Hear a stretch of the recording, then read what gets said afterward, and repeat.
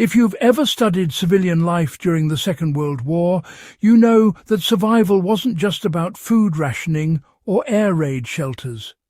Ordinary people had to defend their homes with almost no resources, under blackout conditions, during nights when police response was slow or non-existent. Burglary surged across Europe as criminals exploited darkness, displacement and chaos. What's fascinating is that one simple window defense method developed during that period is still quietly outperforming many modern security solutions. It doesn't rely on alarms, cameras or smart locks. It relies on physics, psychology and time, the same three things burglars still fear today. This episode is about that method, why it worked then, why it works now, and how you can apply it in the modern world without turning your home into a fortress. This isn't trivia. This is practical historical knowledge that refuses to become obsolete. Why wartime windows were the weakest link in civilian defence. During the Second World War, especially in Britain and parts of occupied Europe, windows were the primary entry point for thieves. Doors were often solid wood, reinforced and locked early due to curfews. Windows, on the other hand, had to remain accessible for ventilation, emergency escape and daily life. Glass was fragile, replacement was expensive, and blackout curtains reduced visibility from inside. Burglars knew that breaking glass was fast, quiet enough during air raid sirens, and rarely challenged. Civil defence manuals from the early 1940s openly acknowledged this weakness. The solution wasn't thicker glass, which was, pretty impractical, but rather making the window opening itself hostile to intrusion even after the glass was broken. The core of the method was internal window grills mounted behind the glass rather than outside it.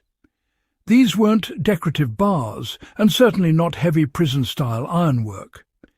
They were slim steel rods or mesh panels installed just far enough behind the window pane that breaking the glass didn't immediately expose them. This mattered because when a burglar broke the glass, they expected a clear opening. Instead, their hand or tool met resistance.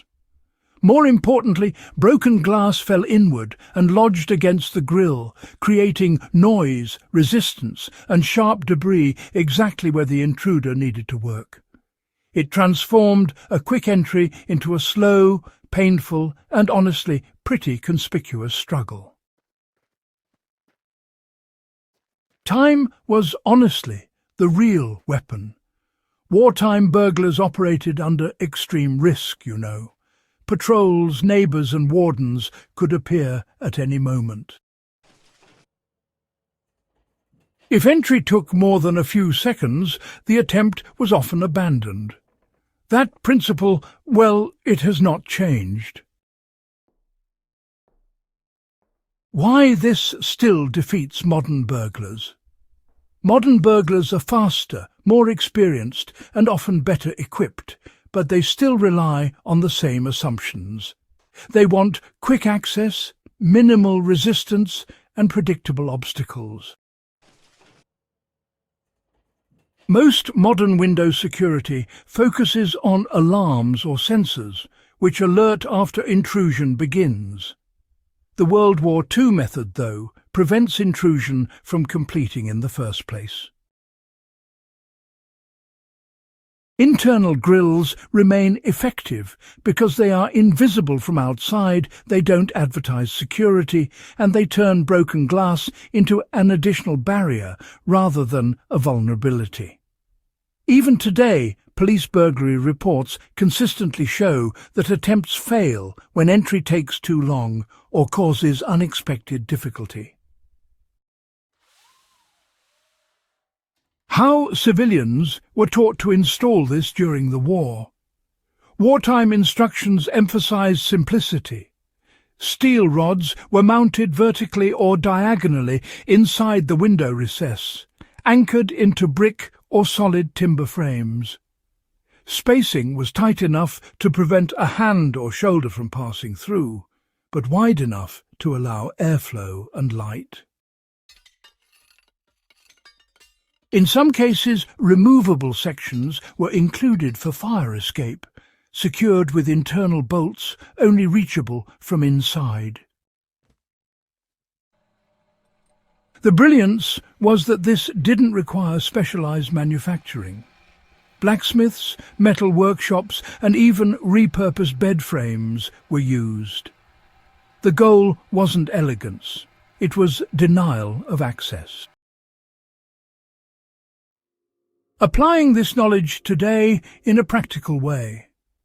In a modern home, this method translates cleanly. Internal window grills or security screens installed behind standard glazing provide layered defense. Laminated glass on the outside combined with internal steel mesh means a burglar must defeat two different materials, each creating delay and noise. For ground-floor windows, especially those obscured by hedges or fencing, this approach is particularly effective. A modern example would be installing slim-profile steel security screens inside the window frame, painted to match the interior so they blend into the architecture. From the street, the house appears unprotected. From the inside, you retain airflow and visibility. For apartments or urban homes, this method also works with sliding windows by reinforcing the inner track with fixed mesh panels, ensuring that even forced sliding doesn't create an opening. The psychological advantage that World War II planners understood, well, it's something that's often overlooked. One detail that really stands out is the psychological impact. You see, burglars in those wartime accounts frequently abandoned their attempts after running into internal barriers, mostly because they were afraid of getting injured. Cuts from broken glass, especially when combined with metal resistance, increased the chance of leaving blood behind, which at the time could be used to identify them. These days, DNA evidence plays a pretty similar role. So anything that increases the risk of injury dramatically reduces a person's commitment to actually going through with a break-in. And, this is exactly why this method remains effective even without alarms. It takes advantage of human behavior, not technology. So, why has this defense been largely forgotten? Well, after the war, architecture shifted towards aesthetics, open plans, and that sense of visual lightness. Visible bars became associated with poverty or even imprisonment. Security started moving towards electronic systems, which honestly are easier to sell but not always that effective at actually preventing crime. That World War II window defense hack, it never failed. It just became, well, unfashionable. Those who quietly retained it, particularly in older European neighbourhoods, continue to benefit from a defence system that requires no power, no subscription, and no updates. What this teaches us about historical survival knowledge is, well, it's not just about windows. It's about understanding that the best defences often don't announce themselves, During the Second World War, civilians learned to layer protection, slow threats, and force attackers to make mistakes. And honestly, that mindset applies just as much today. If you study history not as nostalgia, but as a manual written in blood and scarcity, you start to see how much valuable knowledge has been ignored. Not because it stopped working, but simply because it stopped being fashionable.